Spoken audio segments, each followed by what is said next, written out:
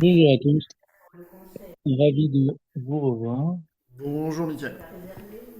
Bonjour Jean-David. C'est tout bon dans la salle? De notre côté, c'est Bonjour tout bon. Fab. Bonjour, bonjour. Euh, on va y aller, hein. J'aurais bien envie d'inverser un petit peu la tendance aujourd'hui. J'ai regardé hier le programme et je crois qu'on est sur la fin. Je vais juste le reprendre sous les yeux. Euh, et quand je dis on est sur la fin, c'est-à-dire qu'on est aussi en phase de transition, conclusion d'un chapitre de ce programme qu'on a essayé de tendre. On est, oui, dans la troisième partie. On est à la fin de la troisième partie. On avait donc découvert les premiers repères concernant Rachi. On avait parlé de la méthode et de la pensée de Rachi. On a parlé assez longuement de ce que j'ai appelé dans ce programme histoire, diffusion et héritage intellectuel, mais qui est au final plutôt axé sur le métissage de la pensée de Rachi au travers de l'enseignement, de la place de l'arabe dans le commentaire de Rachi, de l'enseignement marocain, des écrits qui ont voyagé de Rachi dans différentes euh, écoles et endroits géographiques. On a parlé assez longuement de l'interreligieux, au final, de ce qu'on pourrait appeler presque de l'interreligieux chez Rachi. On va terminer avec quelques légendes. J'ai marqué les filles de Rachi, mais c'est pas vraiment ça. J'oserais pas. J'avais été interpellé dans le passé sur cela, et je ne dirais pas que j'aurais la prétention de tout dire à propos des filles de Rachi. Néanmoins, en dire quelques quelques mots. Mais j'ai appelé ça légende aussi parce que lorsqu'on parle des filles de Rachi, mais c'est aussi vrai pour, pour la vie de Rachi. C'est aussi vrai pour la vie de Rachi. Lorsqu'on parle donc de la vie de Rachi dans ses détails, dans ce qu'elle représente, dans ce qu'elle a été, on est toujours choqué de voir que l'apparition d'un certain phénomène, l'histoire n'a pas réussi à être précise et donc on a laissé la part belle à la légende. Mais je pense avoir déjà eu l'occasion de m'exprimer sur cela en disant il ne faut pas voir le caractère négatif de la légende parce que chez Rachi, en tout cas, c'est ma conception des choses, ma définition des choses, chez Rachi, lorsqu'on on parle d'une légende, ça nourrit le personnage. Euh, J'aime par exemple raconter cette légende qui est pour certains, en tout cas, un- il y a un auteur qui en a fait un peu la thèse de son ouvrage, voire même une certaine forme de morale. Il faut concevoir, nous disait-il, que Rachi a eu cette capacité de parler à un enfant de 5 ans. Et pourquoi cela? Parce que la légende raconte que, que, que pourquoi Rachi est devenu Rachi en disant que Rachi était pas fondamentalement un rabbin à l'origine, n'avait pas fondamentalement cette vocation, était un juif peut-être un peu plus assidu que d'autres, aurait une certaine capacité intellectuelle que d'autres, et qu'un jour, pas fait comme un autre, il était assis dans une synagogue ou dans une maison d'études, il assiste à une scène pédagogique assez incroyable, un papa qui prend le temps pour son enfant, de lui expliquer quelques versets de la Bible, et il l'écoute, parce que on écoute toujours un peu lorsqu'on voit ces scènes de la vie courante, et il entend une erreur. Le papa se trompait sur l'interprétation du commentaire de la Bible. Alors Rachid n'ose pas casser ce moment-là, perturber ce moment tout unique, un papa qui prend le temps de faire un peu d'éducation et ne pas laisser tout à l'école ou à ce qu'on appellerait le Talmud Torah, c'est cette éducation religieuse. Et Rachi ne veut pas briser ce qui est sacré à ce moment-là. Alors Rachi a une idée. Il prend un stylo, ou une plume, peut-être plus à l'époque, écrit quelques mots, parce que Rachi est concis, le glisse après que le papa et l'enfant aient quitté la pièce dans le livre d'études, dans le livre de prière, qui était au final le sujet de la discussion et de l'étude entre le papa et cet enfant. Et le lendemain matin, lorsque le père et son enfant reviennent exactement au même endroit pour retrouver ce moment privilégié, ils découvrent la réponse, ils découvrent le commentaire et le papa, tout heureux de ne pas être pris au dépourvu euh, dans une certaine position face à son enfant, lui-même lui dit, bah, regarde, j'ai trouvé l'explication là où hier on avait peut-être un peu de mal à trouver les bons mots. Et cette légende, au final, raconte que, je ne vais pas vous raconter la fin de la légende, mais plutôt pourquoi on peut pas avoir ce côté négatif de la légende, parce que chez les Tosafistes, Rachi est appelé le Baal HaKundras, le propriétaire, ou plutôt l'auteur du recueil. Un recueil, c'était donc un, un ouvrage fait de feuilles volantes, fait de petits morceaux racolés comme ça pour fabriquer un recueil. Et en fait, si chez les Tosafistes, donc c'est-à-dire la génération d'après Rachi, ses petits-enfants, ses enfants et ses arrière-petits-enfants, Rachi est appelé comme cela, c'est simplement parce qu'il y a peut-être lieu de voir une certaine réalité à cette légende. Rachi aurait, oui, produit des feuilles volantes. C'est-à-dire, et c'est là la fin de l'histoire, ou la fin de la légende, que les élèves de Rachi auraient trouvé un panel de feuilles volantes et qu'au final, derrière ces feuilles volantes, on aurait voulu retrouver l'auteur, puisque Rachina n'a peut-être pas été à l'origine un auteur assumé.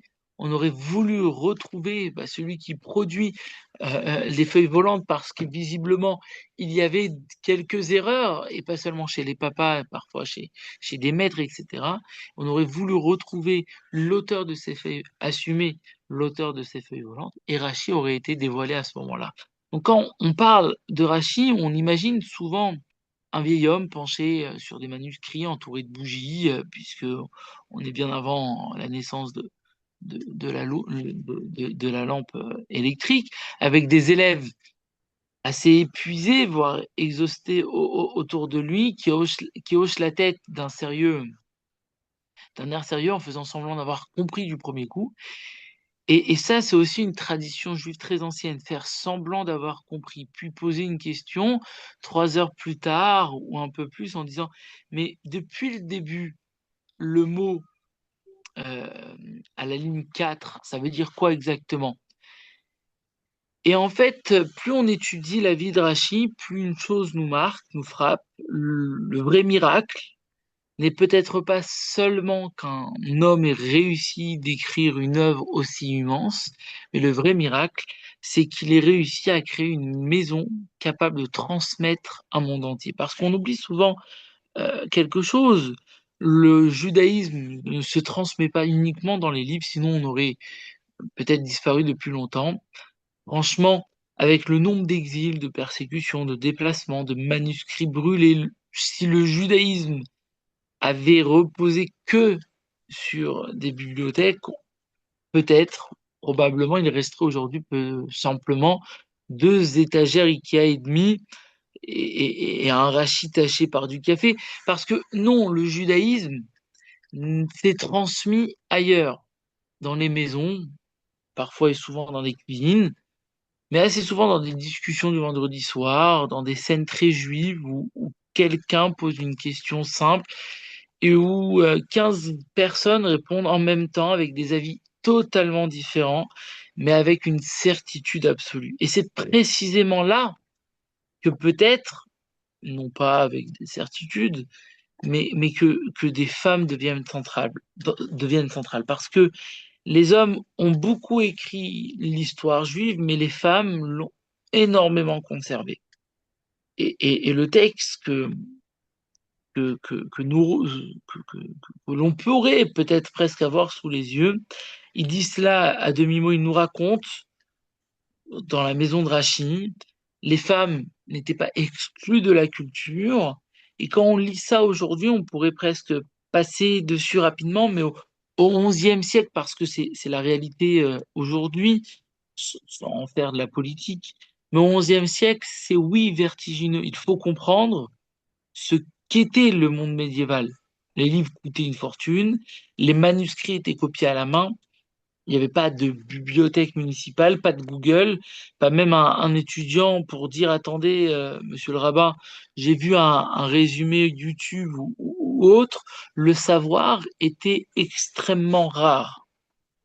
Et malgré cela, les filles de Rachi, elles reçoivent un enseignement sérieux et pas symbolique, pas folklorique, sérieux au point que leurs contemporains viennent parfois, et c'est peut-être là qu'il y a une certaine forme de légende, les consulter sur les pratiques ou certains usages. Et s'il y a cette légende, c'est parce que une des petites filles de Rachi a produit un ouvrage halachique, un ouvrage de loi juive. Donc on voit que si la petite fille a produit quelque chose, alors oui, c'est sur les bougies de la femme, enfin c'est-à-dire les bougies du Shabbat.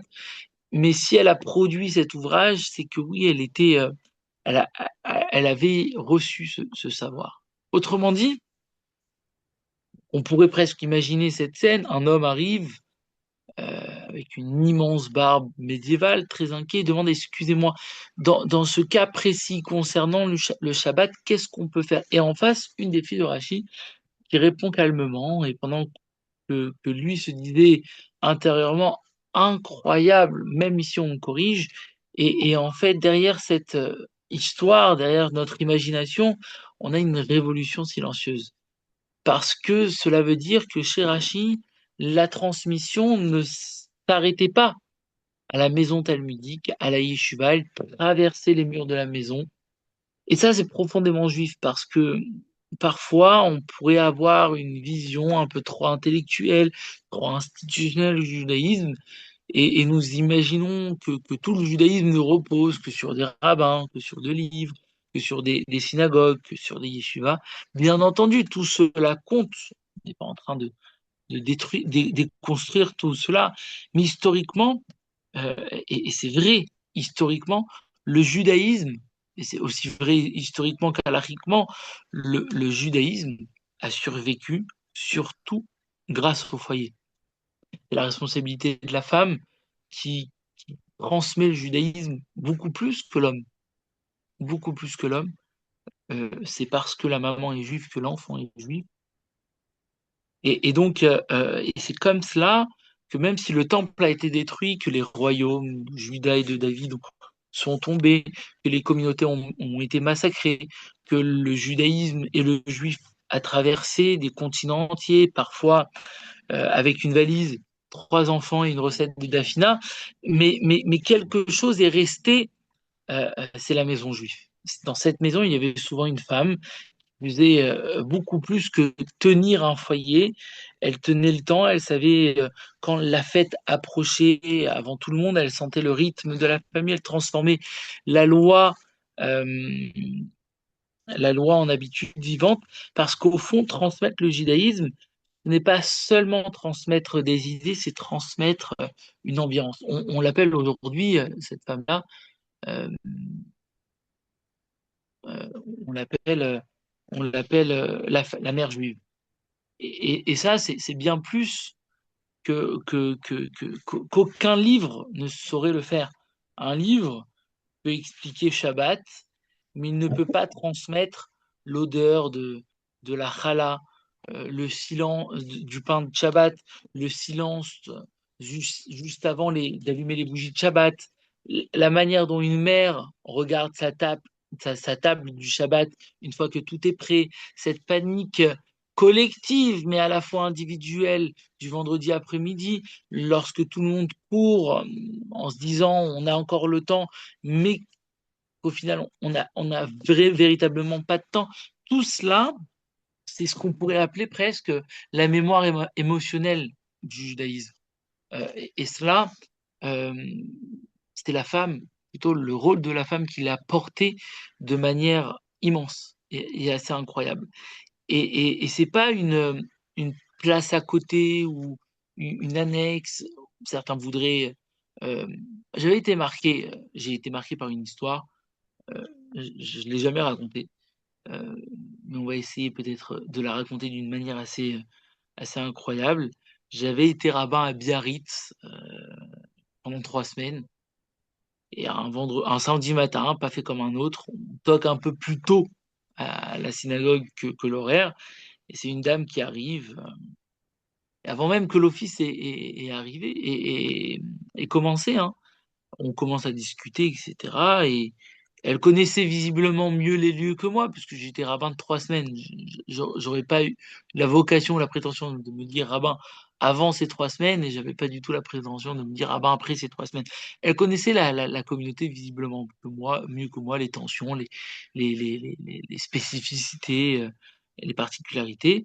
Et lorsqu'arrive le moment où voilà, l'office commence, et que chacun, en quelque sorte, doit regagner sa place pour le bon déroulé de l'office, elle a comme ça une sorte d'expression euh, qui sort avec toute la bonne volonté qu'elle a eue d'arriver à l'heure à l'office. Ah, je vais vous quitter, monsieur le rabbin, parce que je n'aime pas je n'aime pas monter chez les dames.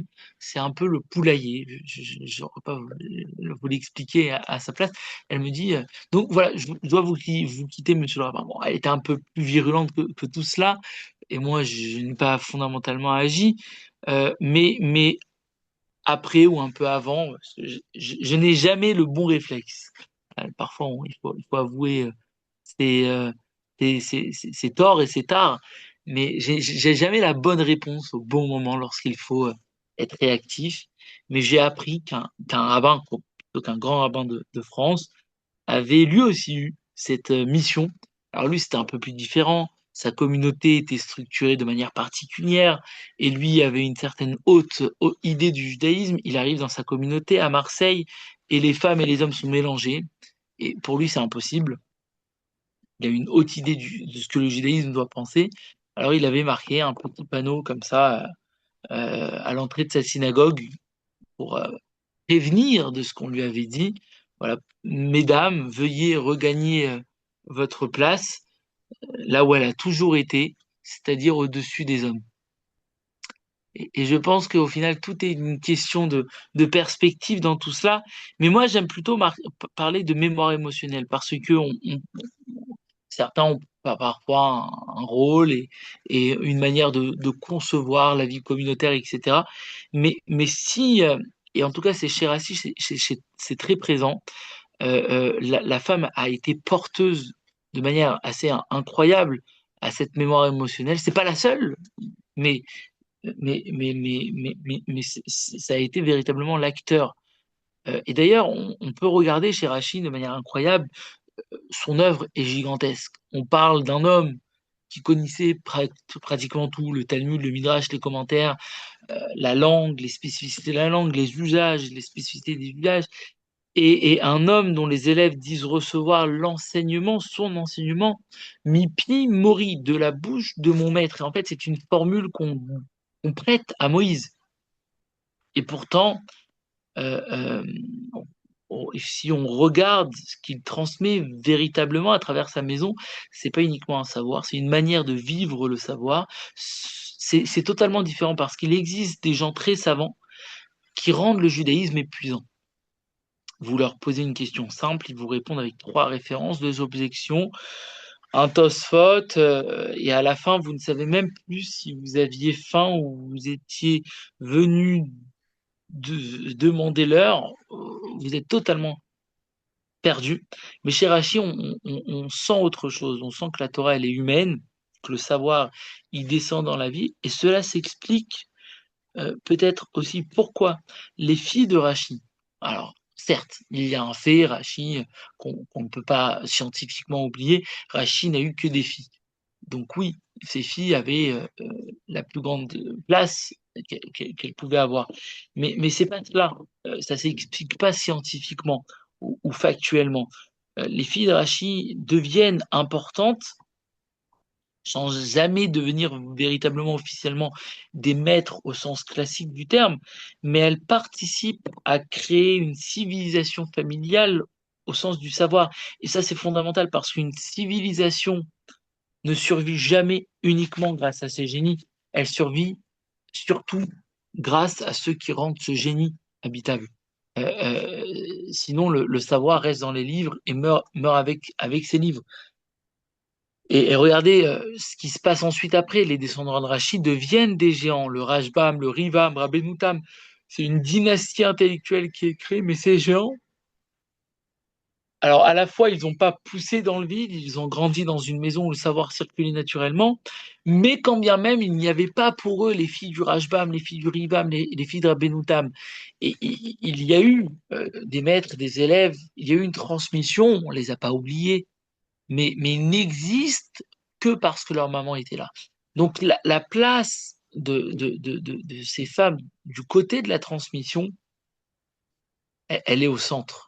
Simplement parce que l'histoire médiévale, même si elle écrivait davantage le nom des hommes que le nom des femmes, dans beaucoup de familles, il existe au final cette scène éternelle, le père qui explique un principe immense, philosophique pendant 20 minutes, et la maman qui en une phrase règle le problème concrètement.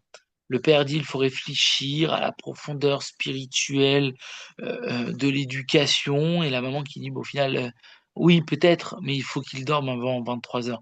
Donc généralement c'est souvent la maman qui a raison parce que c'est authentique, parce que c'est pas la spiritualité qui flotte dans des nuages, parce que au final, c'est oui, on mange, on cuisine, on accueille, on construit une maison, on élève des enfants, on traverse parfois quelques deuils, mais on continue malgré les catastrophes. Et cette forme de résilience, cette force de caractère, elle est souvent beaucoup plus féminine. Elle permet à la fois cette mémoire émotionnelle, mais elle permet aussi cette continuité psychologique d'un peuple. Les hommes écrivaient parfois des responsables sur des massacres et les femmes devaient impérativement réinstaller la vie, refaire à manger aux enfants, rendre une maison à nouveau habitable, réintroduire un peu de normalité dans un monde qui était détruit.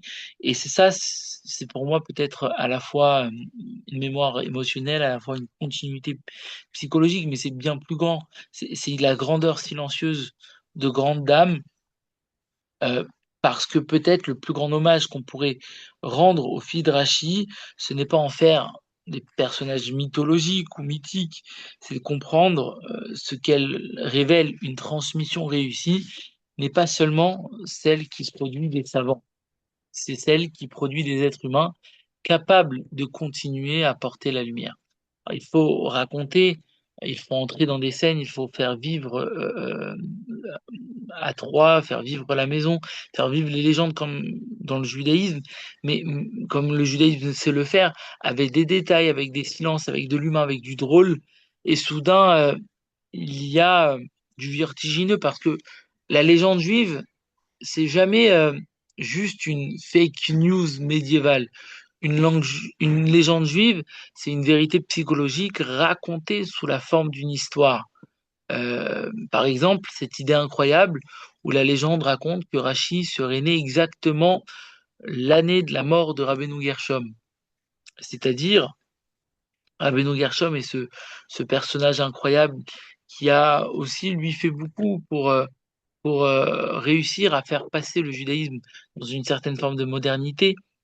Et, euh, et évidemment, historiquement, c'est pas correct. Les dates ne collent pas. Mais honnêtement, les Juifs n'ont jamais laissé les faits empêcher une belle transmission. Alors pourquoi cette histoire existe? Pourquoi cette légende existe? Parce que le peuple juif refuse le vide. Euh, il refuse l'idée qu'une lumière puisse s'éteindre sans qu'une autre ne s'allume immédiatement. C'est presque une angoisse juive fondamentale. qui continue après lui. C'est vrai pour toutes les familles juives. À peine un rabbin finit une conférence que quelqu'un demande déjà. Et sinon, vous avez déjà des élèves sérieux derrière vous pour expliquer ce qui a été compliqué. Nous sommes obsédés par la continuité. Alors imaginez-vous à l'époque, un judaïsme ashkénaze encore fragile, les croisades approchant, les communautés sont petites, chaque grand maître compte énormément et voilà, on apparaître une idée magnifique au moment exact où la lumière s'éteint, qu'un autre naît à trois. Comme si Dieu refusait de laisser le monde sans commentaire, sans capacité à expliquer les choses. Et déjà là, on voit quelque chose d'extraordinaire. Rachid n'est pas présenté comme un homme, il est présenté comme un relais. Et si la Torah traversait les générations en choisissant des corps successifs, un peu comme ces familles juives où l'on donne toujours le même prénom, il s'appelait Shlomo comme le grand-père, il s'appelait lui-même Shlomo, comme un grand-père qui lui-même s'appelait Salomon.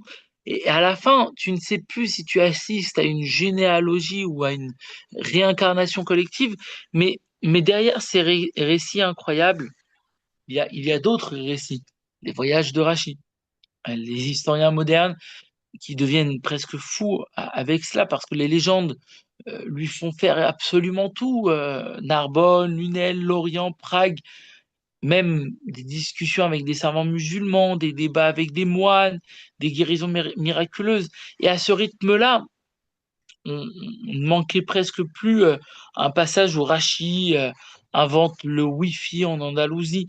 Mais même si tout cela est totalement absurde, ce qui compte, c'est pas cette question, est-ce que c'est vrai? La vraie question, c'est pourquoi les gens ont besoin de raconter cela. Et la réponse est magnifique parce que le juif, ce qu'il veut dire, c'est que Rachid n'est peut-être pas provincial, et ça c'est impossible, mais un homme qui est capable d'écrire une œuvre qui parle au provincial comme à l'homme du Nord, c'est-à-dire un homme capable d'écrire une œuvre universelle, devait forcément porter en lui le monde entier. Alors les légendes l'envoient partout, en Égypte, en Orient, chez les savants, chez les princes, comme si l'imaginaire collectif refusait qu'un tel génie puisse émerger d'un seul et même endroit, mais il y a quelque chose de profond psychologiquement derrière tout ça, c'est que la sagesse, et celle de Rachid plus particulièrement, elle circule toujours. Le judaïsme n'aime pas ces vérités quand elles sont enfermées. Et même le Talmud ressemble à cette gare internationale dans le sens où ça parle babylonien, araméen, hébreu, ça cite des maîtres un peu de partout, ça saute d'un sujet à l'autre.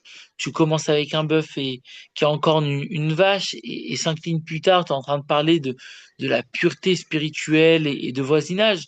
Parce que oui, la pensée juive voyage. Et si la pensée juive voyage, alors Rachid lui aussi voyage. Et ça, c'est la beauté de la chose, parce que dans certaines histoires, il sauve un moine malade grâce à une sagesse mystérieuse, ou, ou des années plus tard, cet même homme est devenu évêque, et cet évêque va sauver à son tour des Juifs. Pourquoi cette histoire sauve autant, touche autant? Parce qu'elle raconte cette idée profondément juive, le bien ne disparaît jamais complètement. Tu peux être quelqu'un aujourd'hui, alors quand on dit tu sauves l'humanité tout entière, c'est parce que c'est vrai. Tu sauves quelqu'un aujourd'hui, tu ignores totalement ce que cela pourrait produire demain. Et le judaïsme est celui, en tout cas cette idée, de penser dans le temps très très long. Quand on aide quelqu'un, on veut parfois un résultat immédiat et on a parfois presque cette réflexion, cette remarque, d'aller voir vers notre rabbin et de dire, bah, j'ai fait une mitzvah hier, j'ai fait une bonne action hier, pour l'instant j'ai vu aucun miracle, mais les récits juifs disent autre chose. Une bonté peut voyager pendant des décennies avant de revenir. Et puis il y a Prague. Alors Prague, c'est l'endroit où les Juifs ont un talent extraordinaire. Quand ils aiment quelqu'un, ils veulent absolument qu'il soit passé chez eux. Prague dit Rachi est venu ici. Lunel dit non, il est né ici. Worms dit, bien entendu, et ça c'est un peu plus historique, il a étudié ici. Tout le monde veut un morceau de Rachi. C'est presque affectueux comme ces familles où tout le monde affirme que le petit, il tient impérativement de notre côté. Vous savez, il ressemble ni à Pierre, ni à tonton Pierre, ni à tonton Jacques, mais il a exactement les mêmes yeux ou la forme de nez ou le petit rictus derrière la lèvre. C'est un mécanisme. Alors, ce qui est le bouleversant, c'est que derrière ces légendes, il y a toujours une intuition très profonde. Rachi appartient au monde tout entier. Ça dépasse Troie, ça devient un patrimoine affectif, collectif.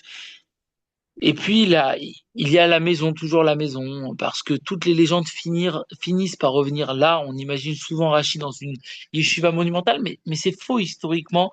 Rachi avec un petit nombre d'élèves.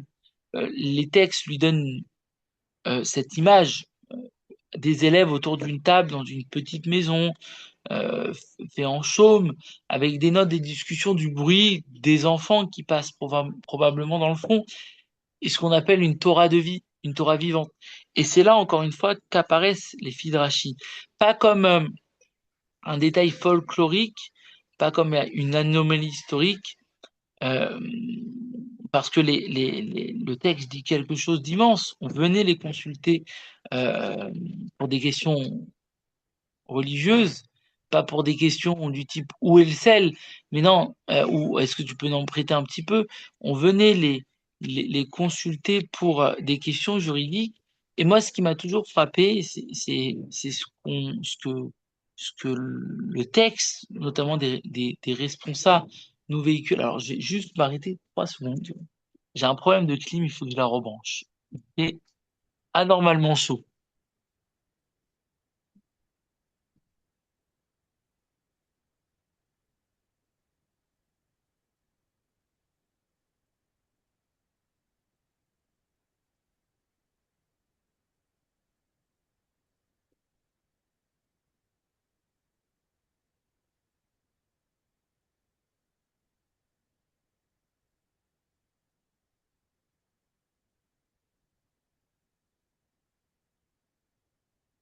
Voilà.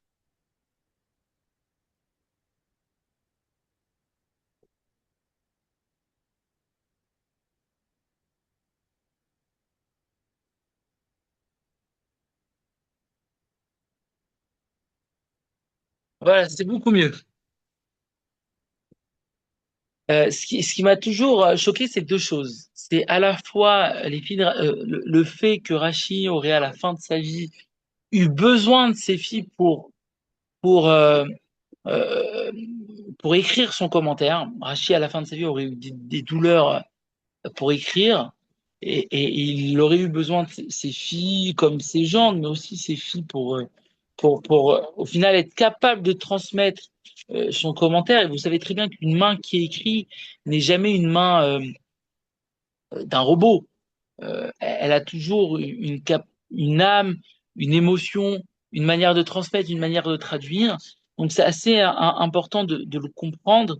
Et la deuxième, c'est cette idée où les filles de Rachi auraient assuré au final la continuité, dans le sens où lorsque vous avez un patriarche, parce que Rachi c'est aussi ce patriarche-là, mais il faut parfois le rattacher au monde. On a, on a une image qui est fausse d'Arachi, rat de bibliothèque, détaché du monde. Et en fait, la réalité, c'est une réalité géniale parce que les textes que Rachi écrit, c'est des textes remplis de connaissances sur le commerce, sur les routes, sur les contrats, sur les tensions politiques, sur les taxes, sur les paysans, les marchés. Et au final, cette Torah, ce savoir, il respire la vie parce que elle est humaine, parce qu'elle respire des émotions euh, à un tel point qu'au final, on voit le contexte de Rachid évoluer dans une idée totalement humaine. On a par exemple cette idée. lorsqu'on voit la réalité de Rachi, euh, que la réponse, la plus grande réponse au chaos, serait de continuer à penser, de continuer à transmettre, de continuer à étudier. Comme si le juif dirait, on peut rendre notre existence difficile, mais vous ne déciderez pas du contenu de notre esprit. Et si on revient à Rachid lui-même, vieillissant, fatigué, affaibli, et jusqu'à au moment où il dicte une lettre depuis son lit, bah, c'est bouleversant parce que on voit soudain un géant devenir fragile. Il ne peut plus écrire et dicte à sa fille ou à son petit-fils.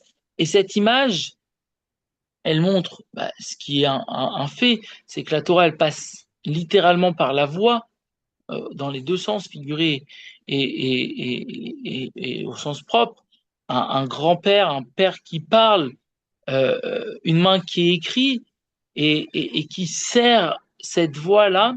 Et c'est presque une métaphore tout entière du judaïsme. Une génération qui parle, une autre qui tient la plume, que ça soit une plume ou que ça soit une manière de revivre cette histoire, c'est fondamental. Donc, honnêtement, toutes les familles juives connaissent cette scène, plus ou moins. Un grand-père qui le dit, qui écrit ou qui dit écrivez ou pas, et puis qui raconte une histoire interminable avec 12 parenthèses inutiles, mais tout le monde comprend que quelque chose doit être sauvé, quelque chose doit passer.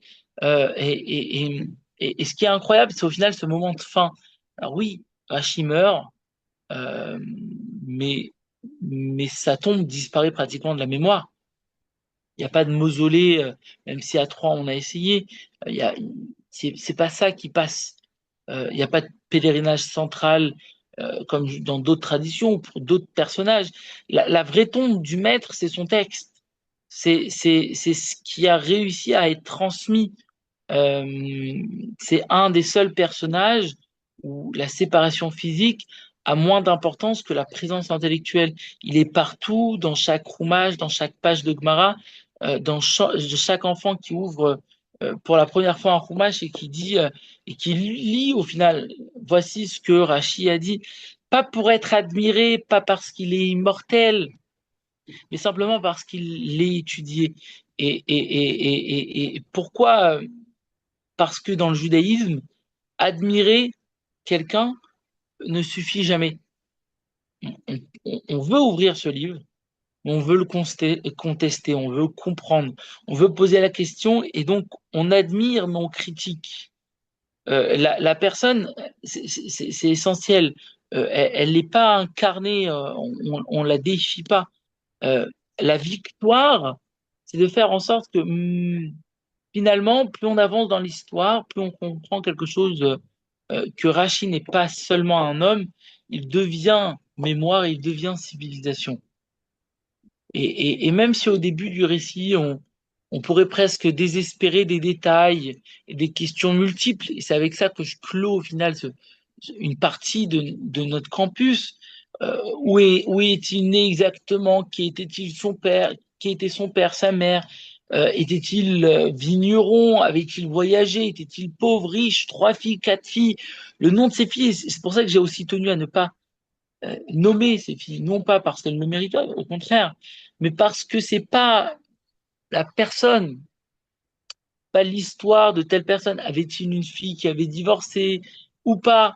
Avait-il une fille qui s'appelait Bélacé ou pas? C'est pas ce qui est important. Est-ce qu'il était marié avant ou après l'épisode de Worms, à Troyes ou ailleurs? Ce qui est important, c'est de comprendre que progressivement, on réalise que ce flou fait partie du personnage et parce que souvent, les grands maîtres juifs comme Rachi finissent souvent par être dépassés par leur biographie et on ne sait plus très bien où finit l'homme, où commence la légende.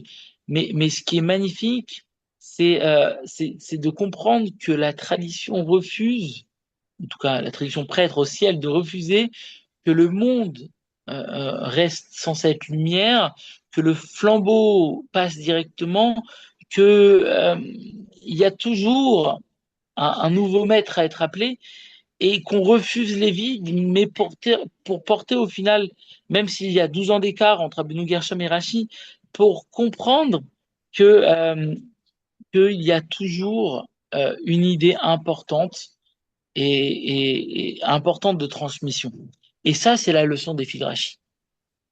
Voilà, donc on termine vraiment dans l'heure, mais j'aimerais peut-être un peu plus d'accoutumer à prendre vos questions et pour clôturer au final cette troisième partie appelée histoire et qu'on pourrait presque renommer mémoire, héritage intellectuel et savoir que dès la semaine prochaine, on va essayer de partir sur des lectures un peu plus modernes, notamment en passant par Wiesel et Lévinas et peut-être un peu d'autres, notamment Manitou, qu'on essaiera de redécouvrir. Euh, mais, euh, mais ce que j'aimerais peut-être aujourd'hui, c'est d'essayer de voir quelles sont vos attentes pour les prochaines semaines. Voilà, il nous reste un mois, tout pile. On a quelques questions qui arrivent, mais quelles sont vos attentes pour les prochaines semaines et vos retours? Voilà, n'hésitez pas. Voilà pour moi. Jean-David, n'hésite pas à me dire si dans la Merci, salle. Michael. Je me tourne vers la salle.